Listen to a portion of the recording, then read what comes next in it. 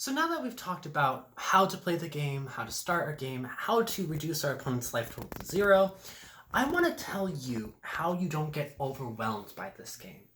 You'll meet a lot of people that are somewhere on their journey in Magic. Sometimes they're beginners and sometimes they're experts. But I think it's really important to understand that you, as a player, are important and valuable, and that means that you probably should phase out anything that doesn't matter to you. You want to pay attention to what's in front of you and what your cards can do.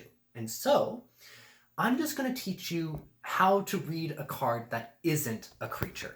So we obviously see this classic Warden of Evozile that we've been playing with, but we've also talked about being a wizard. And sometimes being a wizard means that you cast cool spells, but those spells don't last forever. We don't think of wizards as just casting creatures throughout all of time. We think of like lightning bolts, and we think of weird rituals that summon things from the depths, right?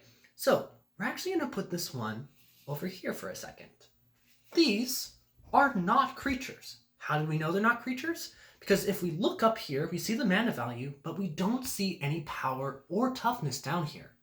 We'll see that there is a different type here. Instead of it being creature, it's called sorcery.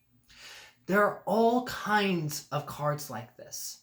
In this case, sorceries are those once-in-a-lifetime spells. They happen, and then they're gone. You play this, and then you read the effect in the box, and then they go to your graveyard. So think of this more as a go-to-jail card. This is a card you play on your opponent, and then it's gone. They do not stick around, and you can, bring them back if it says return a sorcery or whatever, but for the most part, these are just temporary spells. When we go through these deck techs, and as you explore your Magic journey, you'll encounter all kinds of card types. It's really important just to remember, if it doesn't have a number at the bottom, like this, it's not a creature, and therefore it can't attack your opponent, so it must be doing something else.